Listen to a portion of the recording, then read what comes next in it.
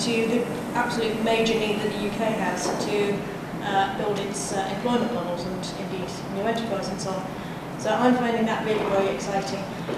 As is just general work with at a national level, different government departments, but also at a local level, the impact that people can have within their community. And I think that's something else that's really important within a school's environment, is to make sure that that local impact can be felt, as opposed to just we're all tackling this global problem and it's far too difficult, very much echoing what I was saying before. So making that link from global to local. I think my experience with student unions has been quite different. On a national level, NUS does lots of things, especially on student halls. Someone asked a question about student halls earlier, about how we can actually make sure that students get into the culture of using less energy when they're in halls and that kind of thing. And we've had some recent successful projects on that, which are available to look at online on quantity of time. Locally, the best thing I've ever seen done on sustainability was when, it was about 10 years ago, when Cornwall Council introduced their new recycling scheme. So when all local governments were introducing their recycling schemes, or curbside collection, whatever you want to call it, they didn't really see it as an opportunity initially, but they did a lot of consultation with various stakeholders. They did it with people who have their jobs affected, so the general population, education providers, and beyond that. So they used this scheme whereby there's normally lots of angst about new recycling schemes being brought in. A lot of people are quite apathetic towards it, they don't use it, it's a necessity for it. So what they did was they actually got a lot of educational establishments involved to kind of make sure the scheme really lifted off the ground. So they started with primary schools and gave every primary school child the ability to personalise their recycling equipment that they were given at the beginning of the year, and reiterated how important it was to irritate mum and dad at ensuring that they sort out their recycling properly and to make sure that recycling all goes in the right place. From there, they then took secondary school children and took them out actually collecting the recycling with them, took it all the way to the recycling centre and showed them how one piece of plastic in a metal can distribution centre can ruin the entire recycling process. So students got to see firsthand exactly why it's so important to actually address this issue seriously. And I think it kind of stems back to this thing that's quite common in schools, is that you hear a lot of English teachers say that Shakespeare is not supposed to be read, it's supposed to be watched. But sustainability in the environment is the same thing. It's not supposed to be read about in a classroom. It's not supposed to be just sat there and dictated to. It's supposed to be actually something you go out and do. And I think by actually doing more projects like that, actually giving students more opportunity to have a hands-on experience with sustainability, you'll get them much more engaged with it. I've noticed earlier that our research showed that 80% of students believe that sustainability is a key area that they think should be included in their degrees, but I don't know how much action actually comes from that, and whether students really mean that means they want additional lectures on it. It doesn't. It means that they want soft skills, they want that experience, they want those extracurricular activities that will really give them the cutting edge, I guess, when they're coming to launching their career. No, that really leads us on to the question that we're going to take that was from the audience, which is about what helps and hinders when you're trying to do projects, and that doing and seeing the impact is really important, I think. So has anyone got anything they'd like to add around some of the things that have helped or hindered in terms of doing projects? And I'm looking at Joel, because I think you've got something to say about that.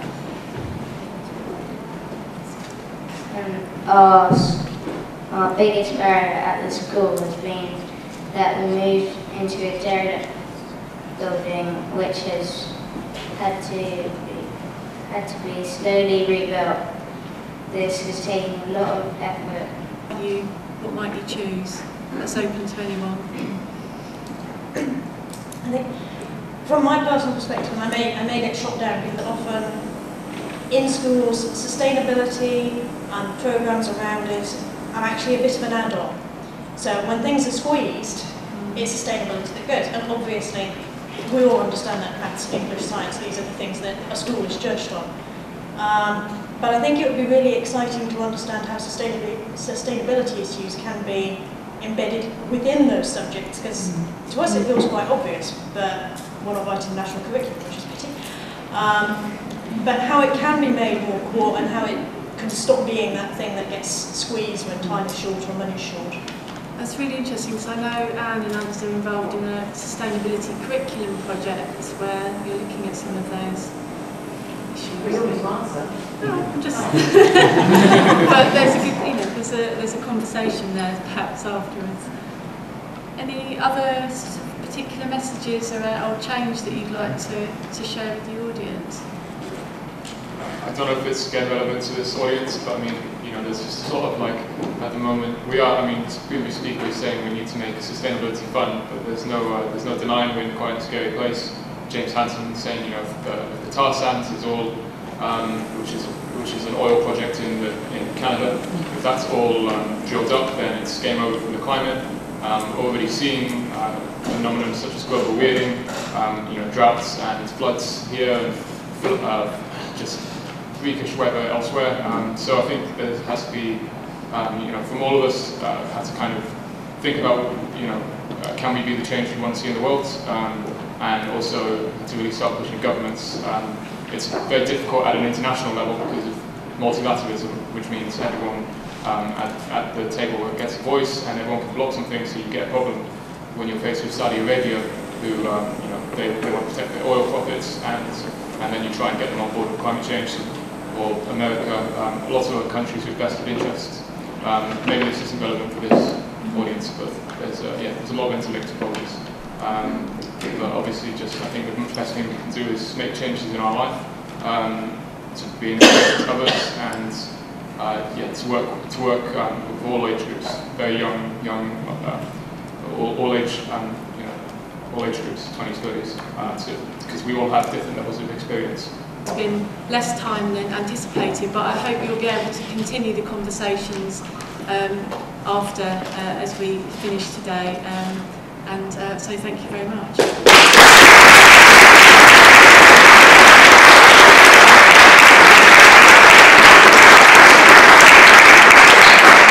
Really short time. This is so important that we really hope that you can excuse us.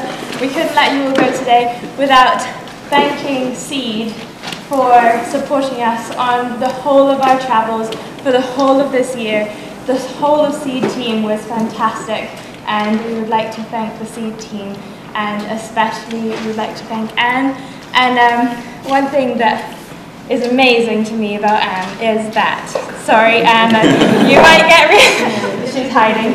I joined Seed and I had only been working for about a month, and I had this crazy idea, and sat down with Anne and said, what do you think about cycling across the country and going into all schools and creating a story of sustainability? And Anne thought it was a fantastic idea. And I don't think there are many people that have got to where she is today that would not shoot that idea down, because there are so many great ideas out there. And a lot of people that are in this world just think, well, great idea, but the reality of it is just not a pretty picture, and there's this problem, and there's that problem, and there's this problem. And she didn't know me, but she took a leap of faith and she said, let's do it. So really, thank you, Anne, for doing that. And there is a quote that says, it is amazing what youth can achieve when they are not told it's impossible. So I can't actually remember who says that, but I saw it and I just thought, that's Anne. So thank you for supporting us all this whole year, and for being there for the whole time. To say thank you. Yeah.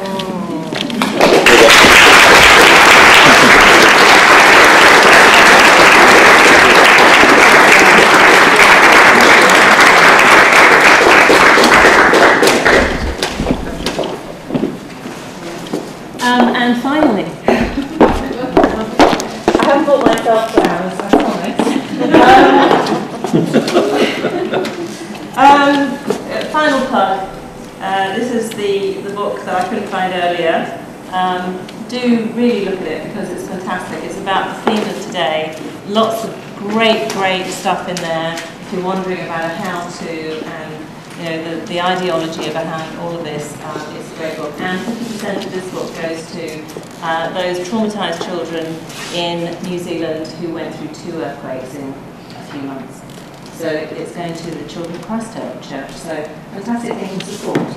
I would really like to thank Ben and Janice, and Ben in particular, for coming and doing such a sterling job. And in fact, I think I will never have to stand up here again. And I think that's just a thing of joy. So Ken, thank you very much, and just a little something to thank. So do you think it was great today?